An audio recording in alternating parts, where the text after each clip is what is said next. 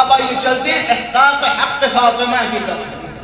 یعنی انسانیت کا تکامل رضائے الہی میں ہے. اگر جاننا چاہتے ہیں کہ کون انسان کتنا بلند و بالا ہے تو جائیں دیکھیں اس کے اندر صبر کا مادہ کتنا ہے، اس کے اندر حلم کتنا ہے، وہ کتنا خدا کی رضا پہ راضی ہے، وہ کتنا خدا کی رضا پہ راضی ہے. اس سے آپ انسان کی حقیقت پہچان سکتے ہیں. قرآن مجید میں جائیں، ایک مقام ہے کہ جس کا ہر کام خدا کی رضا کے لیے ہو اور غضب خدا کے غضب کے لیے ہو.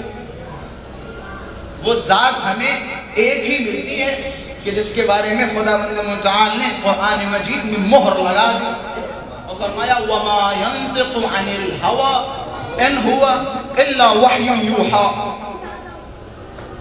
اور اس ذات اور اس کیفیت کو علماء و فقہاء نے عصمت کبریٰ خاتمی سے ملقب کیا ہے کہ یہ عصمت کبریٰ ہے اور ہر کسی کے لیے نہیں بلکہ خاتمی ہے. یعنی یہ پیغمبر اعظم کی عصمت ہے. بس جملہ آپ حضرات تک پہنچاتا چلوں.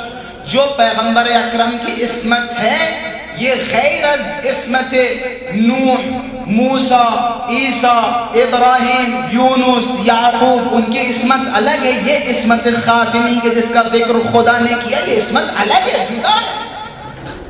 یعنی یرضا لرضا الرب ویغضب لغضب الرب کہ جس کا ہر کام خدا کی رضا کے لیے ہو اور غضب خدا کے غضب کے لیے ہو. یہ تنہا ذات خاتمی ہے. اچھا جناب یونس کا قصہ دیکھیں. وَظَنُّونِ إِذْ ذَهَبَ مُغَاضِبًا. جناب نوح، جناب یونس اپنی قوم سے پریشان ہوں گے. جب بہت ستایا تو غصے میں غیظ و غضب میں اپنی قوم سے چلے گئے. سبحانک انی کنت من الظالمین. یہ جناب یونس کے جملات ہیں. اسی طرح سے جناب یوسف کا قصہ دیکھیں. لولا ان رأى برہان ربک. اگر خدا کی طرف سے ہدایات نہ ہوتی تو ایسا کا ویسا ہو جاتا. پھر اسی طرح سے جناب یوسف نے فرمایا اذکرنی عند ربک. اپنے رب کے پاس جانا اور ہماری سفارش کرنا. جناب جبرائیل تشریف لائے اور فرمایا یوسف تمہارا رب کون ہے؟ تمہیں کس نے کھلایا؟ تمہیں کس نے پھلایا؟ تمہیں کس نے پروان چڑھایا؟ تمہیں کنویں سے کس نے نکالا؟ جناب یوسف فوراً متوجہ ہوئے خدا کی بارگاہ میں گری اوزاری کی. یہ کس کی عصمت ہے؟ جناب یوسف کی عصمت ہے. تو سمجھ میں آتا ہے کہ یہاں پہ دو عصمتوں سے آپ متوجہ ہو گئے. ایک عصمت خاتمی ہے اور دوسری عصمت انبیاء ہے. عصمت خاتمی کیسی کہ جس کے بارے میں خدا نے کیا فرمایا وَمَا يَنطِقُ عَنِ الْهَوَىٰ. جو اپنی طرف سے گفتگو نہیں کرتا، جس نے رضائے الہی کو اتنا خرید لیا ہے، جو رضائے الہی میں اتنا محب ہو گیا ہے کہ اب اس کا کلام نہیں بلکہ خدا کا کلام ہے.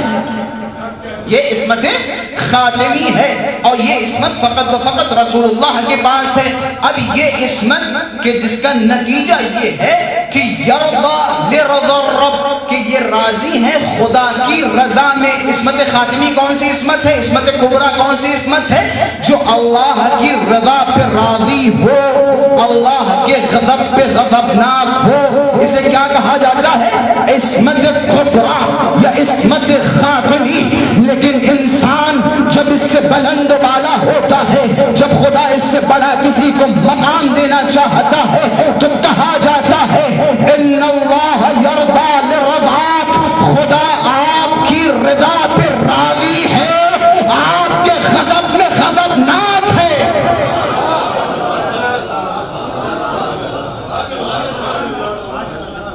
اس طرف تاثیر رضا و غضب خدا کی طرف سے تھی، اس طرف تاثیر فاطمہ زہرا کی طرف سے. یہاں مسئلہ الٹا ہے.